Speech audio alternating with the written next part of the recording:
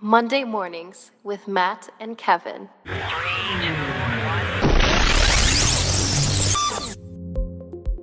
Welcome into Monday Mornings with Matt and Kevin here on the Catholic Family Podcast.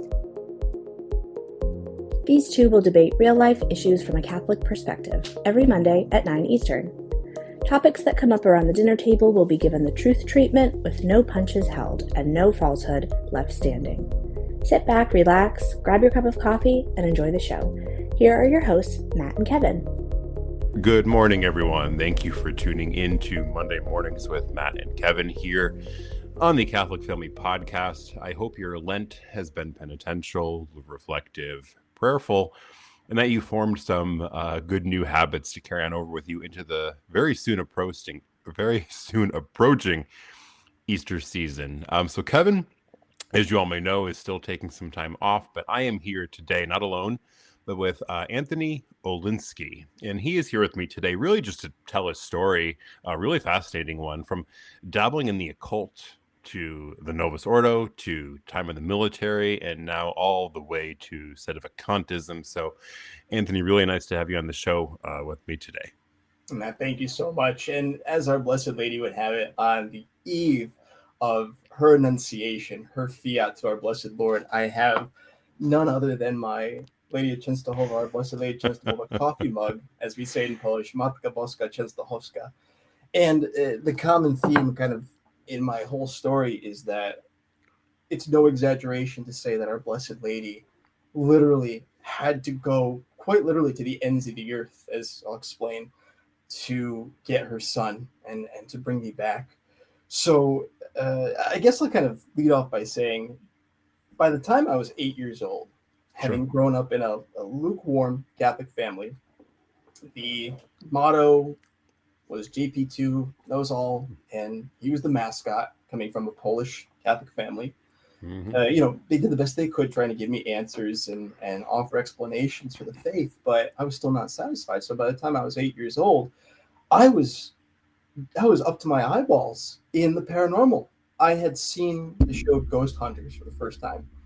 And I learned that if I use just a plain old tape recorder and I start talking to the dead people that were supposedly around me in spirit and in this kind of quasi-energy, I would get answers. And by the time I was 12, 13 years old, having done this for several years, I was already in contact with people like Lorraine Warren. I'd spoken to her and her nephew, John Zaffis, and I was learning from them. And I'd come into contact with the demonic on a number of occasions. And it left a mark on my life. Many people would think, okay, well, that's the end of it. It leaves a mark on your life, you leave it alone. But being the curious individual I was, I kept going. And this went into high school. Now, going to high school, I was also, I was privileged to have gone to a Catholic high school, but it was still a very modernist Novus Ordo, where I learned that the Gospels were up to and subject to interpretation, and the historical authenticity was, in question. We don't really know if Matthew, Mark, Luke, and John actually wrote the gospel accounts. And, Padre Pio, this was insane. Padre Pio actually, he inserted staples into his hands. He didn't actually have the stigmata, nonsense like that. But I kind of put all that to the side, and I kept dabbling in the paranormal. I kept doing my practices, and I got heavily involved into the New Age realm of things and mysticism. And I learned about chakras and Eastern philosophy. And this is kind of what drove my high school career for the most part anyway. What ended up happening was I would beg my dad, at the time I obviously couldn't drive yet. I would beg my dad to go to the library, the local library over here, to get books on New Age mysticism and dream interpretations about numbers and angels. And I was up to my eyeballs in this. I'd finally met a girl in junior year of high school, and coincidentally enough, she and her whole family were up to their eyeballs in the New Age movement. So a couple that practices the occult together stays together. So that's exactly what we did. We practiced our New Age mysticism together, and their family was what I call Chinos, right? Catholics in name only.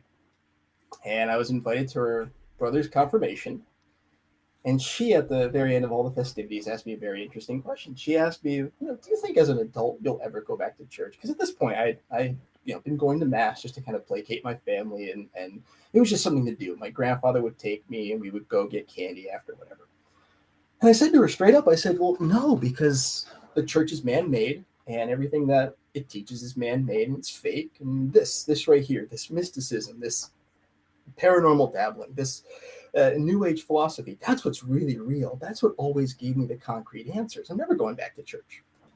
Well, shortly thereafter, she ended up breaking up with me. Now, here was the most important part of that entire part of the saga.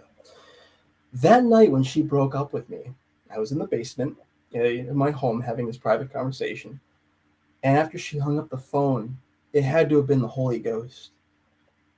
Everything that I had ignored, put off to the side, denied, just flat out denied, and hated for that matter, came rushing back.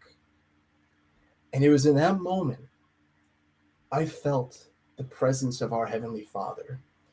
And not to sound super, honky-tonky Novus Ordo and out in, the quasi,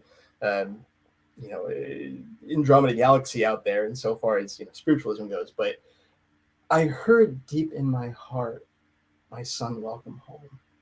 And I got at that moment the image of the prodigal son and the father running out to the son and embracing him after he had run away from home. And I literally said to myself, my God, what have I done? And with that came this newfound quest, I guess you'd call it, to not only learn the faith anew, as I'd never learned it before, but also to what I felt was a genuine call to the priesthood. So 2 months later, I got in touch with the vocations director of the nondescript the diocese here. And before I knew it, I was off to a come and see retreat. And this was my life goal. I was going to go become a priest. That's what I wanted. While I was on this retreat, I met this very, very pious individual who had an extremely deep and sweet devotion to our Blessed Lady. At the time, I had no idea what this was. I had just come back. This was a new experience to me. Or never mind just come back. This was something I was experiencing for the first time. And he said to me, he said, have you ever considered developing a relationship with our Blessed Mother? And I said, listen, I just got out of talking to demons and ghosts and opening up my chakras. Like, this is all too much for me. I don't know what you're talking about. He said, well, look into the consecration to Mary, or the consecration to Jesus through Mary, and find out what you can about it. I said, okay, fine, whatever. So I went home and I began looking up a little about it, what the saints had to say, and this is all part of my building my new foundation. And I began to learn that our Blessed Lady was actually really cool. And she'd really done some amazing things through history. And I actually read a book about Our Lady of Częstochowa and her miracles, and I was just dumbfounded. I said, if anything, I have to at least look into this. And so I began a journal to our Blessed Lady. And I said, very first thing I said in this journal, I said, listen, I don't really know who you are. I said, but if you want me to form a relationship with you and to claim you as my mom, as my true mom, then we have to start getting on the same page here. And I want you to transform my life. I want you to change me in a way that I've never been changed before. Because obviously, this paranormal nonsense had absolutely nothing to offer me. This mysticism nonsense had left me high and dry. Give me what it is that I'm looking for.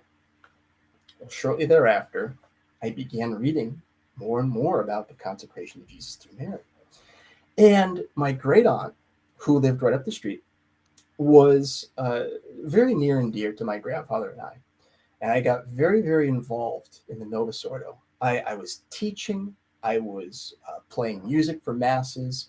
I was speaking to classes and to crowds. And I was even elected I was the first unanimously elected youth member ever in the parish's history to be placed on the parish council board. I was 17 at the time, after all this had taken place.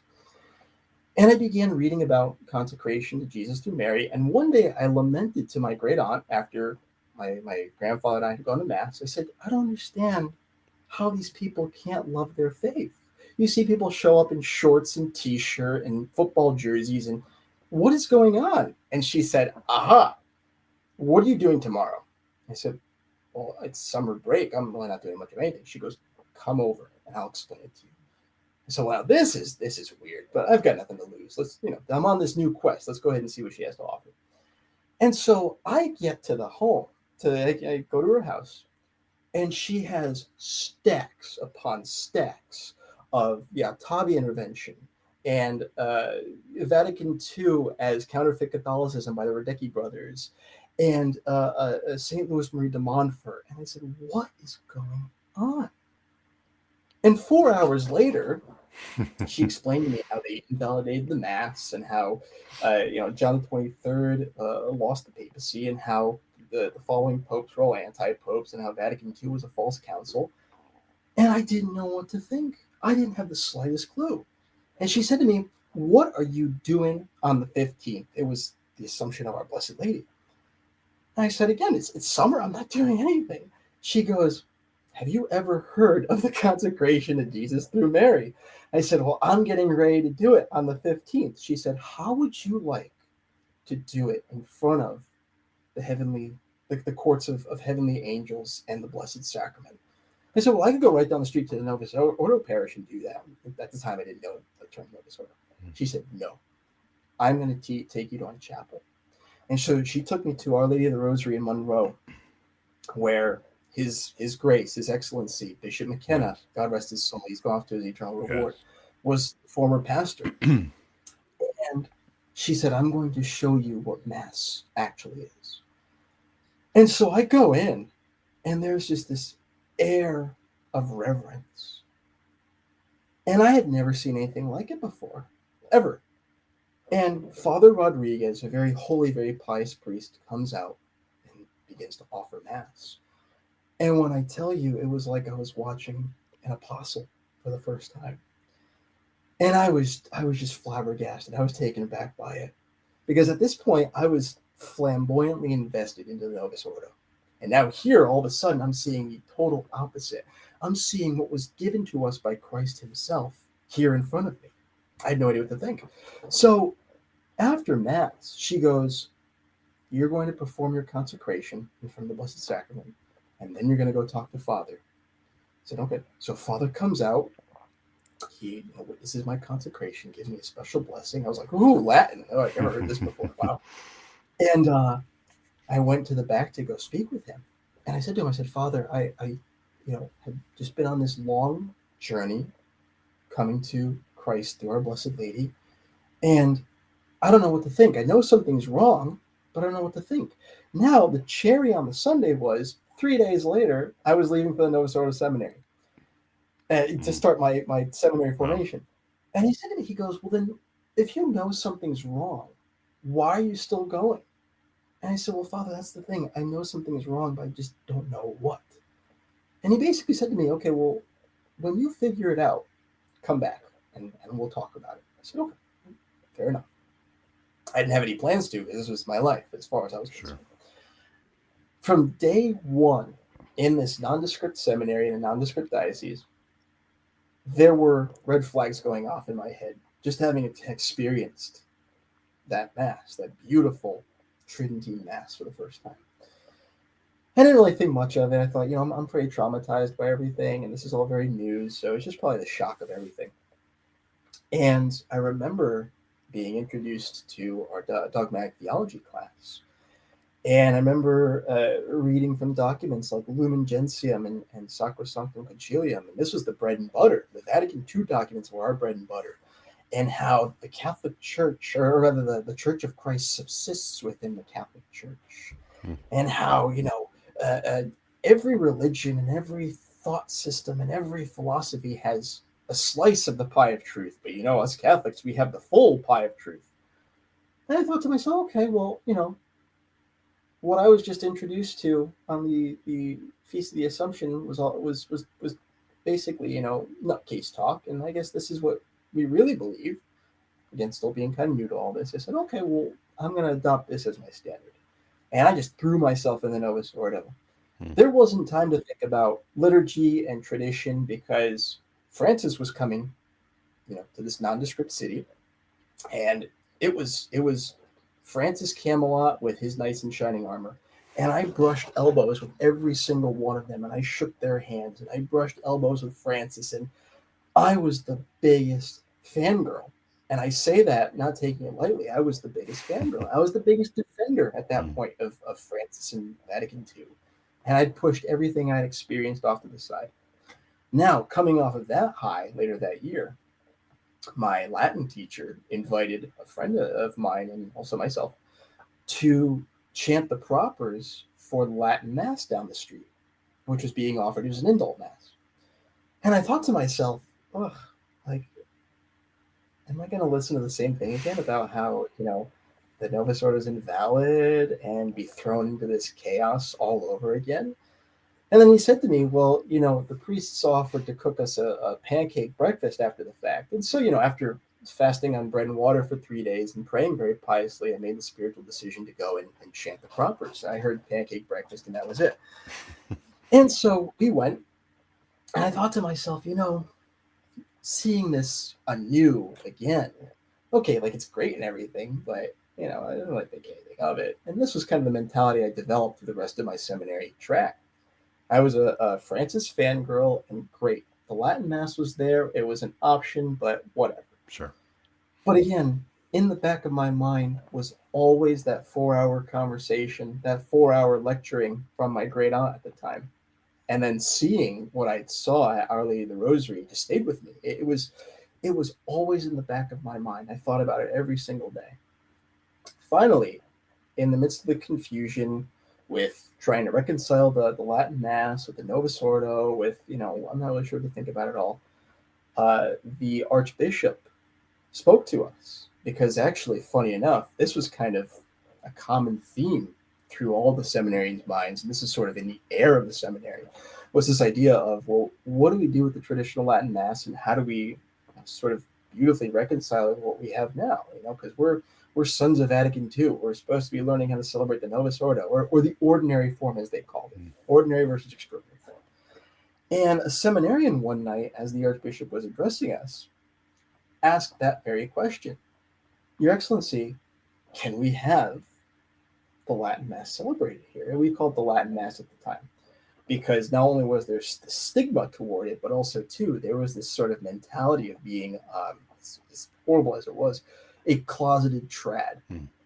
And it was kind of satanic, to say the least. I hate to say it, because you're comparing love and devotion for Holy Mother Church's tradition, what Christ gave us himself, to a disordered sexual orientation that you haven't talked to anybody about, you haven't told everyone else about. So if you were a closeted trad, people knew about it, people stigmatized you for it and ostracized you. So he asked the Archbishop, can we have the Latin Mass? And the Archbishop looked at him point blank and said, there's nothing special about that Mass. I don't want it anywhere near my seminary. He said, I've seen people celebrate it in 12 minutes, which is impossible. I don't want it anywhere near my seminary. And I remember several seminarians crying. And I thought to myself, I'm not the only one who's confused about this, and who's thinking about this, and who has it in the back of their mind. So this was, again, this kind of this clunky reconciliation somewhat. It was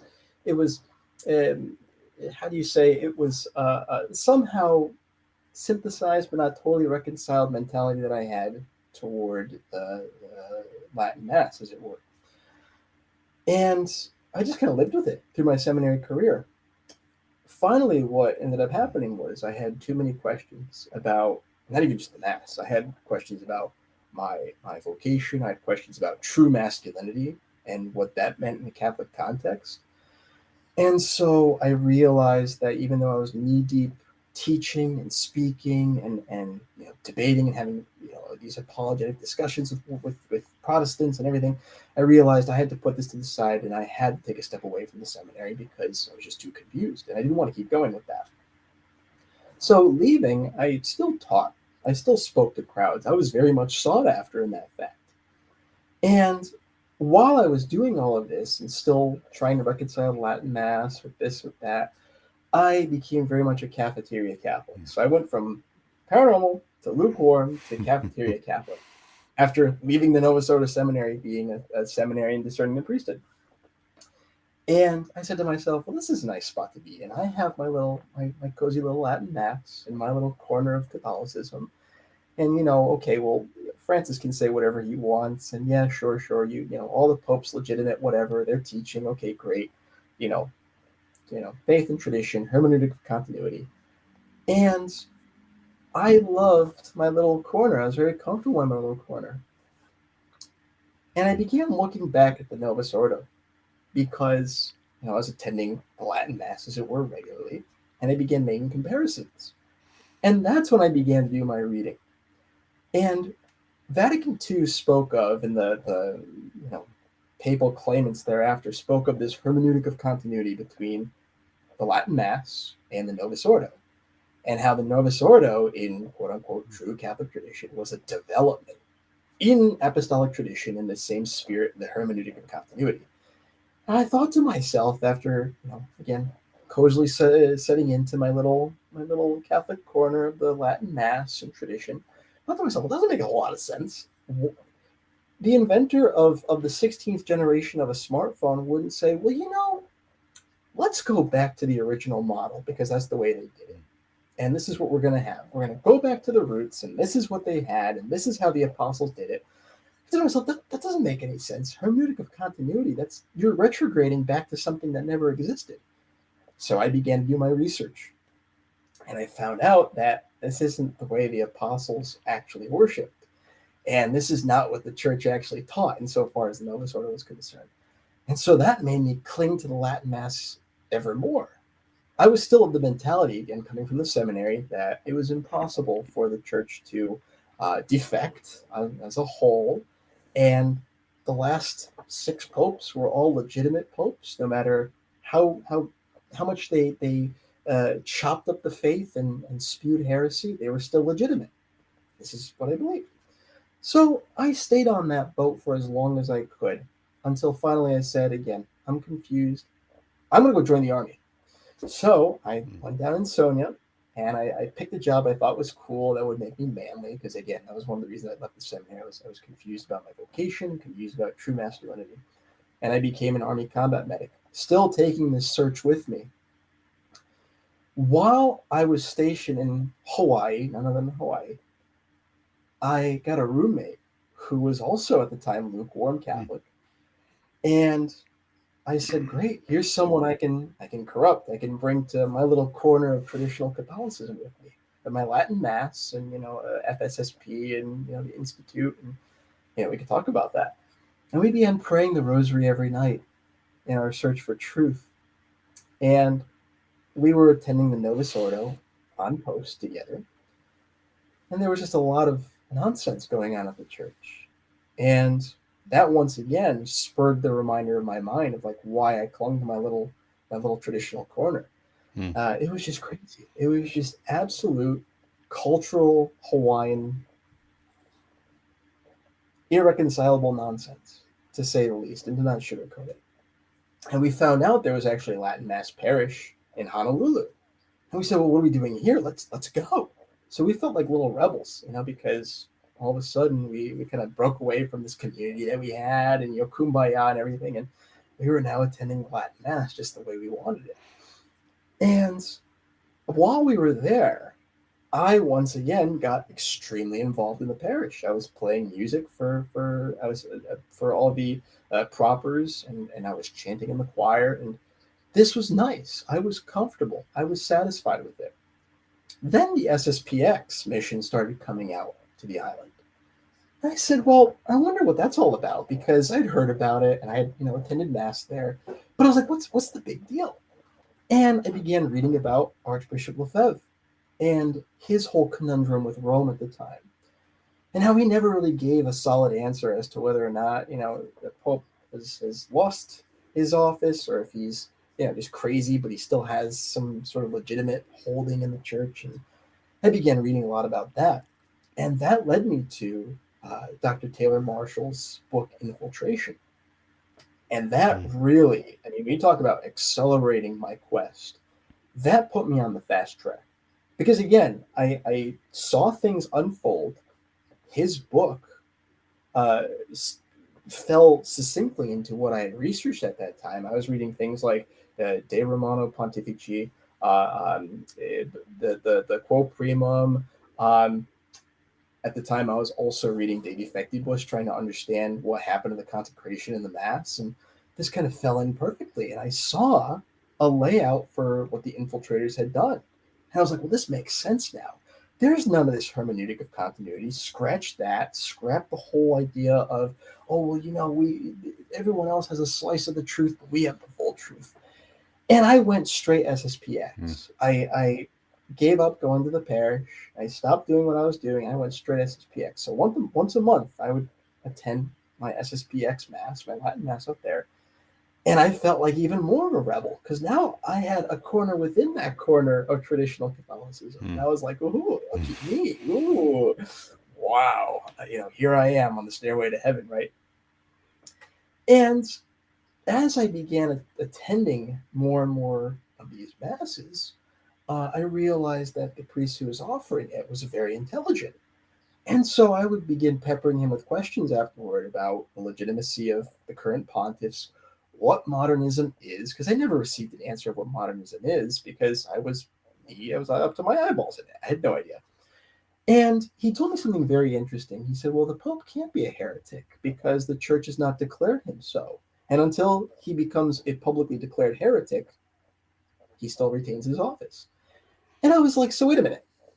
Even if the ship is split in half because of him, he hit an iceberg, and he set everything on fire, we still have to stay on it. He's like, well, yeah, and just go down with the ship. I'm like, well, that doesn't make a whole lot of sense to me. That's interesting. And so I began reading more and more and more of the documents. And I went further back. I went all the way back to Athanasius. I went back to Celestine I. I went back to Eugene IV and Clement of Rome. And I began reading about the length of heresy and what heresy does in terms of breaking the papal seal and the seal of infallibility. And how, again, too, even as St. Robert Melliman describes it, how even when a pope from the moment he begins to preach heresy, even if a pope begins to preach heresy, he loses his office from that moment. And that was eye-opening to me. And I thought to myself, well, if I'm seeing this portion of what's going on in the church and the infiltration for the first time, what else is there? And I began looking at the rubrics of the sacraments and how they weren't just modified or translated. They were completely rewritten. And when I read De Defectibus, that sealed the deal for me in terms of, okay, there's something up and I need to get on the right side of the coin here. Reading De Defectibus and reading Pope St. Pius V's solemn declaration on the Mass and what is necessary for a valid consecration did it for me.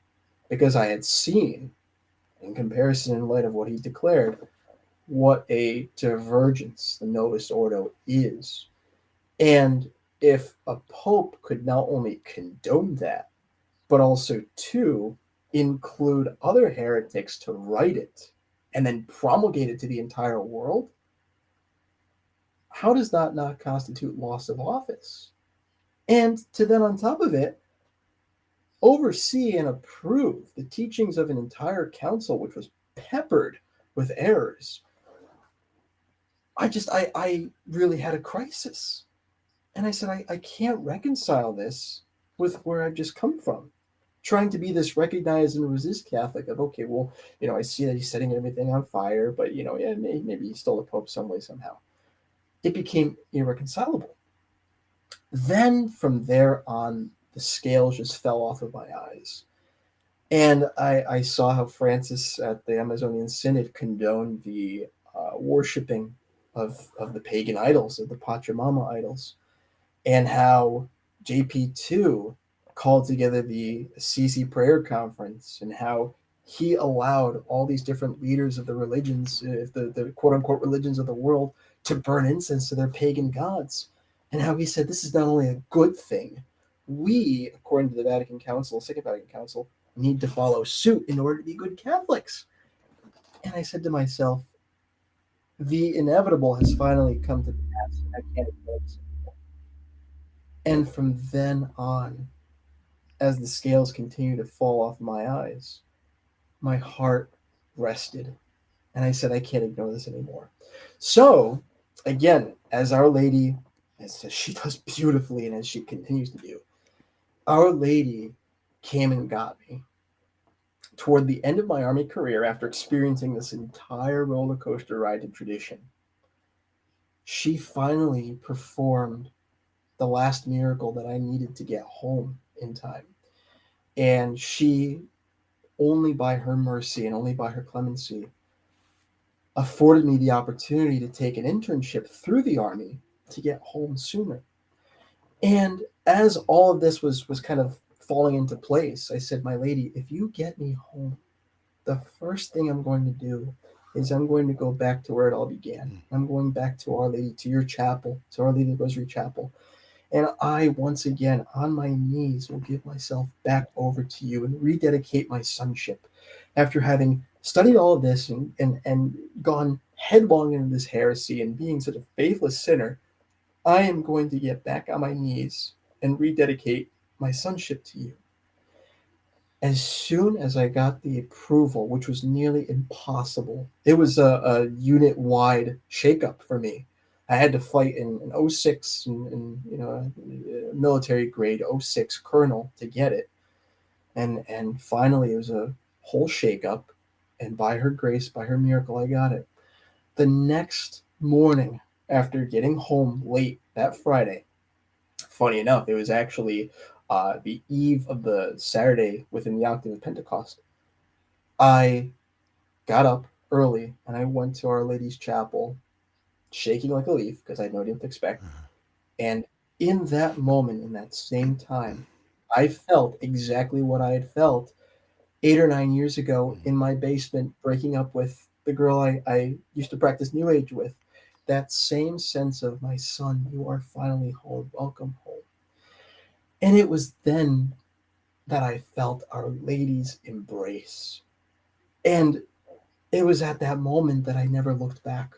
I dedicated myself wholeheartedly to living traditional, true, holy Catholicism. After having gone through everything and studied everything and seen literally everything from all different sides and all different angles, there was no turning back. And in the creed, obviously, when we hear, I believe in one holy Catholic and Apostolic Church, that's it. There is no other.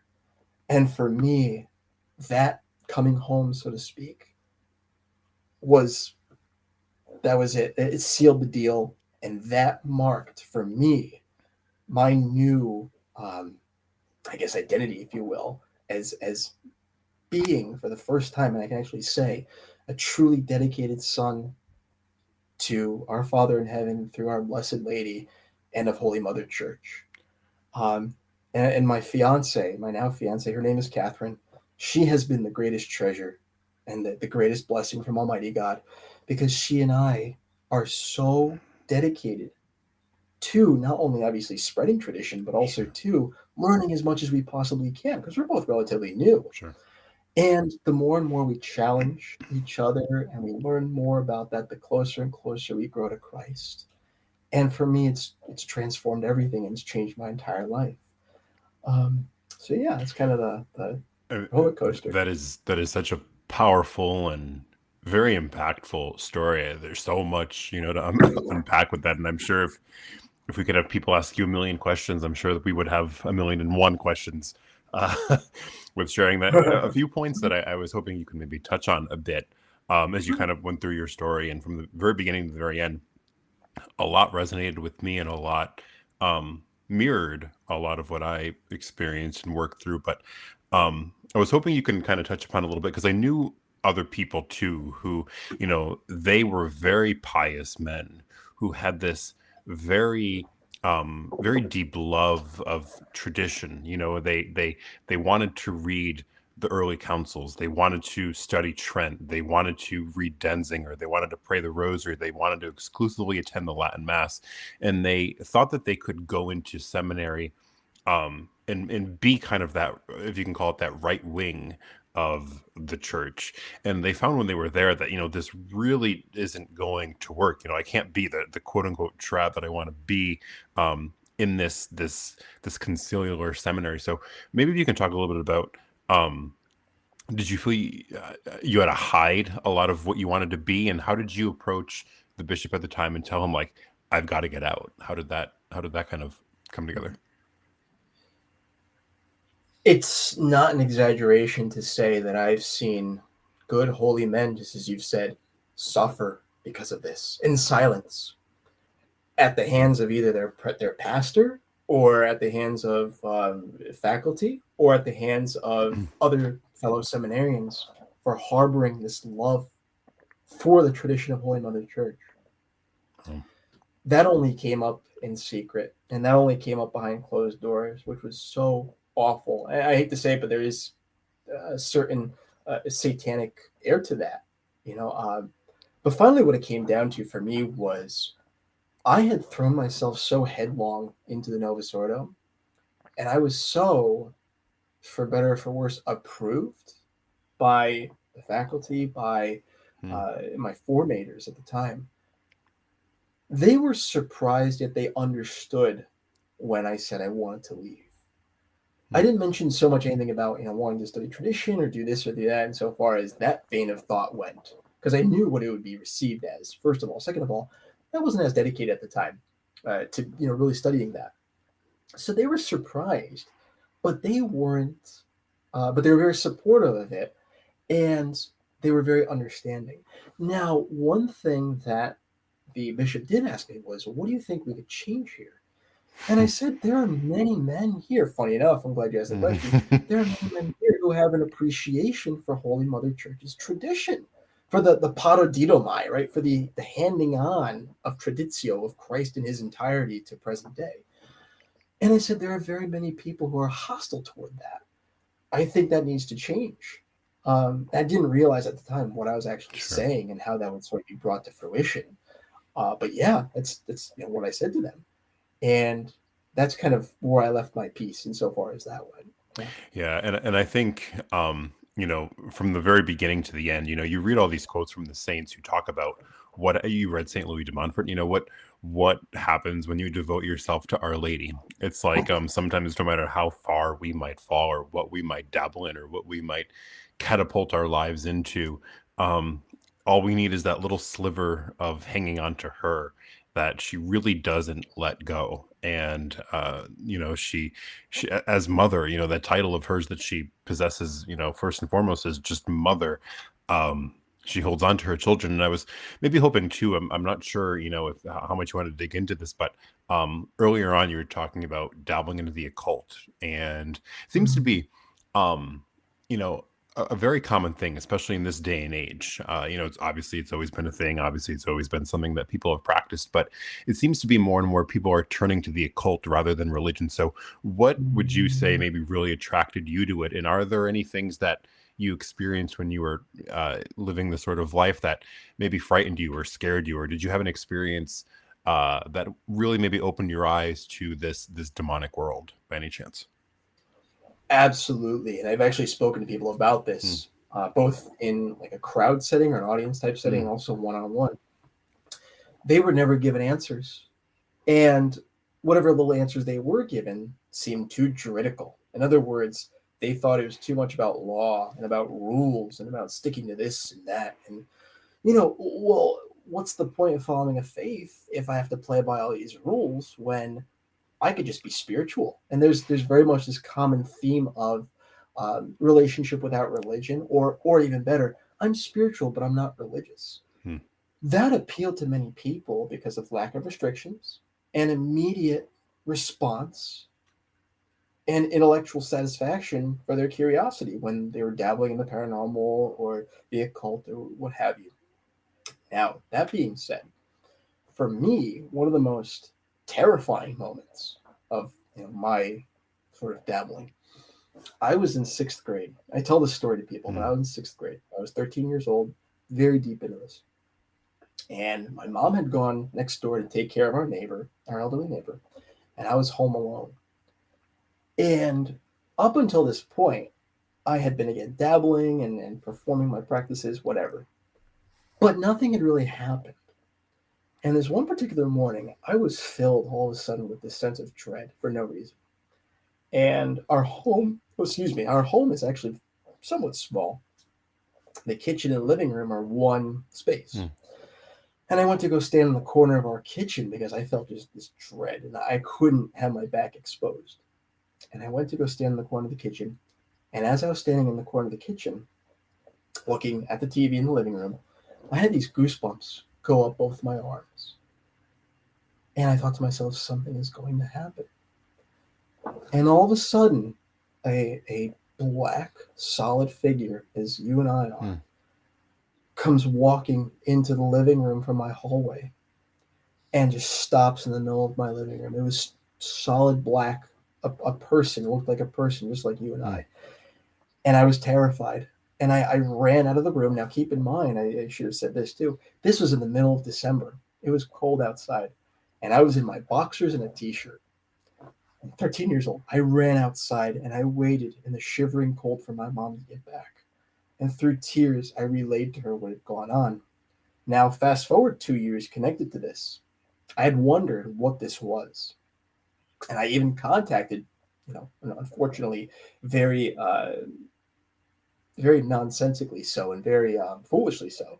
I contacted a local psychic trying to find answers about this. And she said to me, well, I think it was your grandfather, your mom's side who passed away. He was just coming to check up on you. I was like, oh, that's like but okay. Well, 2 years later, I was in eighth grade, I felt very, not only vitriolic, but also too very, I felt a false sense of courage. I puffed out my chest. I said, I'm going to go after that thing, whatever it was. It scared me so badly. And I took a voice recorder that I would use in my electronic voice phenomena sessions when I was dabbling in the paranormal. And I went down to my basement. I went through the whole house. And I went down to my basement. And I said, whatever that thing was, I know you're not my grandfather. Do something, move something, talk to me, and let me know you're here because that was ridiculous.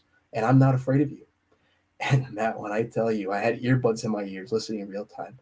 This deep, guttural growl came over. I still have the recording. Wow. Came over the voice recorder. And it was so deep, it actually made my earbuds shake. And that was it. I put it to the side, for a little while anyway. And I went back upstairs. I turned the TV on. And I said, never again. Oh, never again. I still did it. But, yeah. So I would say that was probably one of, if not the most profound experiences I ever had. Oof. Wow. I mean, how do you stay there? Like, how did you kind of maybe go to bed that night? How do you kind of let something like that just ease off your mind? For me at the time, I had gotten so much practice going to bed scared, believe it or not, that I eventually just said, you know what? Some way, somehow, I'm going to surround myself with light, as I knew at the time, right? That's the only thing I knew. And I'm going to call on the angels, and some way, somehow, I'll be safe. And one thing that was actually very reassuring to me growing up, again, even though it was a lukewarm home, my mom practiced what she knew. And she would oftentimes pray the rosary by my bedside, just because this is what she knew. And she was very concerned for me, in that stage of middle school and going into high school. So that night in particular, she was actually praying the rosary by my bedside. And so I kind of felt a little comfort in that. And I didn't really know what it was all about, but I said, okay, well, I got my angels and I got the light and I got whatever this is. So, I think we're good to go. But at that time, I had gotten so much practice falling asleep scared. It just kind of came natural. Things would happen in the middle of the night as well, too. But I just kind of, pushed it off and did what I had to do. So have you experienced anything like that once your conversion kind of took place and once you moved on from that lifestyle? Have any paranormal activities happened or any strange encounters that you've dealt with since, or has that cleared up? How has that been for you? thankfully, as far as I can tell, that's cleared up. I think for a couple reasons. Sure. One is because now, obviously because of my conversion, actually practicing the true faith and having true spiritual protection obviously makes all the difference. Yes. First of all. Second of all, I left that behind once I realized how devastating it was and how dangerous it was. And I think in doing so, not only did things kind of peter down, but I didn't give it attention anymore. I said, okay, it happened. I have some great stories, but I didn't really give it any attention anymore or give it any thought. And even though maybe things would happen here and there, little clicks, little bumps, whatever, my practices insofar as the rosary, once I actually did learn how to pray the rosary, asking our Blessed Mother for prayers, and also too calling upon Saint Michael, everything just kind of petered down. So I was very thankful for that. Sure.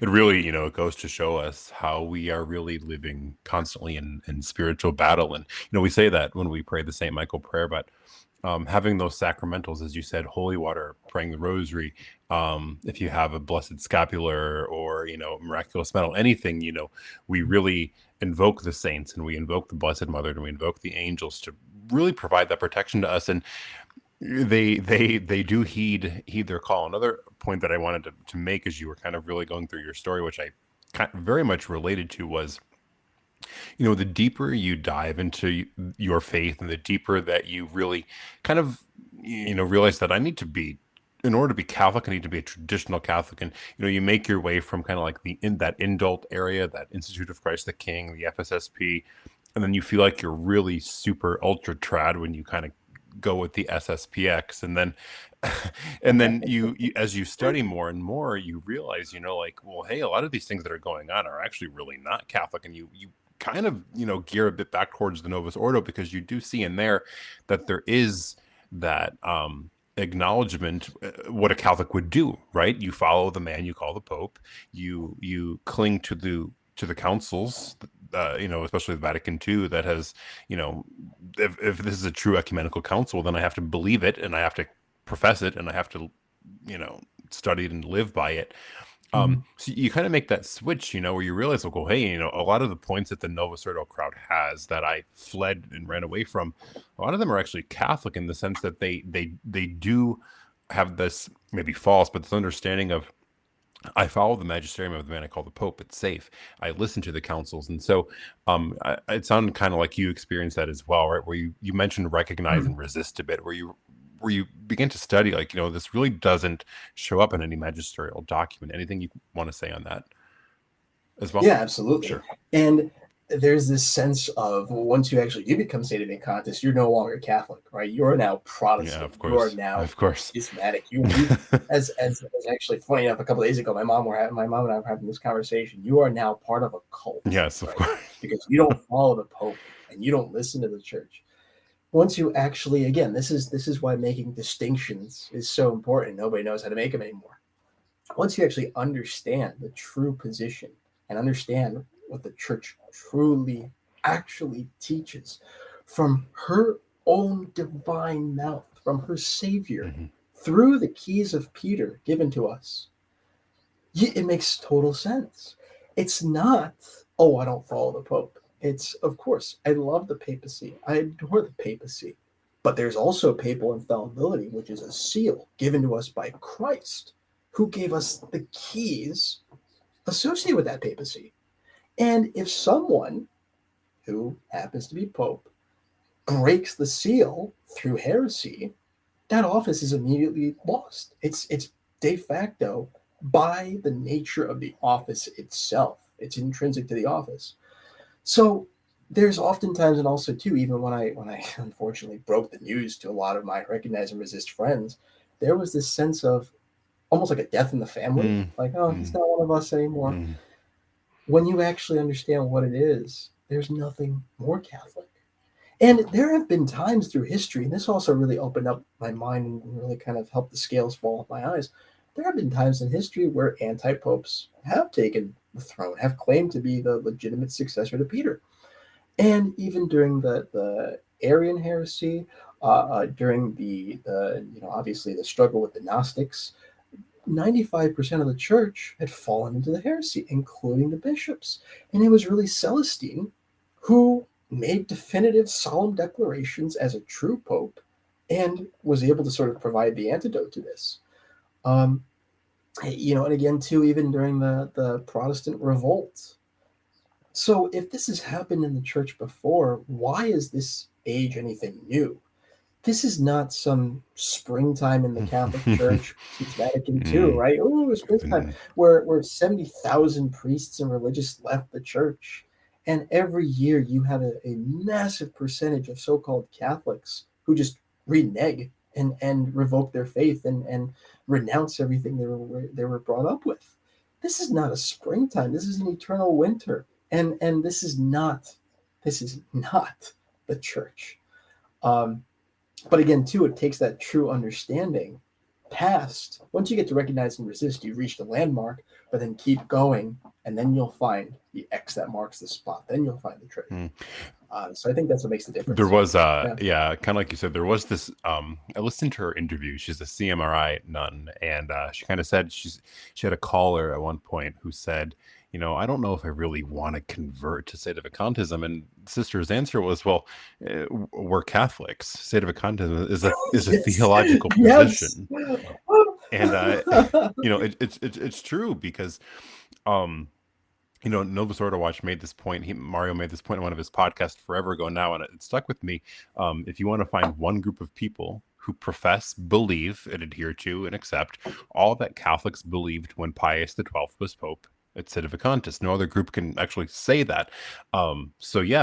People need to really understand. I think this is a point to drive home frequently, is that we are Catholic, and it's just that this is a theological position that we espouse, and the idea that we're just a bunch of Protestants is really becoming a very tiresome argument, very easily debunked and disproven on there. And so just one final question as we wrap this up. I'm very curious, when you were still in the seminary and you were living amongst these people, obviously you had your batch of traditionalists, but what did you experience in terms of maybe men in the seminary who were maybe on the polar opposite side, who maybe welcomed, I don't know, women priests? Did you see anything crazy like that as well on that side? I'm so glad you asked that question, because I was very fortunate enough to have friends who were on both ends of the extremes. One actually left because he became Sedevacantist, or because he finally embraced the Holy Mother Church's tradition. And the other left because he thought the church was not liberal enough. These, in both scenarios, in both schools of thought, these men kept their mouths shut, except when they were with other friends. Sure. And you would hear what they had to say. That really changed when, as part of a series that we had going on of different speakers, that really changed when, I can't remember her name off the top of my head, Dr. Sarah. She's a staunch advocate for deaconesses, like ordained deaconesses. That really changed when she came to speak, and then there was this little nun, well into her 90s, who had been on the commission, the theological commission established by JP2, and they were having a little debate. That really changed, when she came, because then all of a sudden it's like, well, now we're talking about it. So, now we can start talking about it. And that was kind of eye-opening when I actually mentioned it to the bishop. That was eye-opening because, again, these guys kept their mouths shut. They didn't talk about it. Shortly thereafter, there became this, it wasn't a witch hunt per se, but this sort of coaxing of, okay, well, we're here in charge of your formation insofar as the faculty is concerned. What else are you keeping from us that, doesn't jive? That was kind of the experience that I had, because it's very much there, but it's a question of, okay, you hear about it, what do you do with it, and how does that reflect in this individual's formation? And if they do make it through to quote unquote ordination, what are they going to bring into the parish with them? Because now, there's hardly any regulation, if any. No bishop comes out and is just like, hey, stop it. this is not orthodox. Leave it alone. Drop it. So that was kind of my experience insofar as that goes. Yeah, well, and there has been so much here that you started from, and really, it would be great to have you on again to kind of dive a little bit more deeper. Now that we've heard your story and heard, from very beginning to very end, how it kind of came full circle, right? With what your aunt showed you years ago now, and how that is kind of how it ended. The end, the what would you call it? Like the end of a new beginning, I guess you could say, for you. So now that we heard this, hopefully you can come on again and maybe unpack a little bit more. I would, love to hear again a bit more time in seminary. I'd love to hear a little bit more about what you studied, and even a little bit more, because I know that there are people who are kind of somewhat stuck in like this occultish lifestyle, and maybe what you can offer them to kind of break out of it. So it would really be awesome to have you on again and hear some deeper things as we move forward. So was excellent hearing your story. Is there any way maybe people can contact you, reach out to you, anything that you maybe would like us to put in the show notes, or something that would be beneficial to you, or what do you think? Certainly, absolutely. My email available to, because I'm actually hoping by God's grace and with his inspiration to be able to continue speaking about this and be able to continue sharing my story that our Blessed Lady has so beautifully allowed to flourish. They're more than welcome to contact me through email. It's just my first name, last name @gmail.com. By all means, and it would be a blessed privilege to, once again, share more, or if anyone has questions, just to kind of dive a little bit deeper into a particular topic or whatever you have in mind. I thank you both, with you and Kevin, so much. I love your guys' content. I absolutely love the inspiration that through the Holy Ghost I've been able to really kind of take from it, and also to really enjoy from it. And I love the content. I love the content that I'm sorry, I think I froze it from it. I love the content that the speakers who have been on the show have been able to sort of share, and what I've been able to glean from it. So thank you very much. Yes, certainly. All right, Anthony, very nice to chat with you, and God bless, and enjoy your week. Likewise, thank you very much. Thank you for listening. Tune in every Monday at 9 Eastern for a brand new episode. Make the world Catholic again.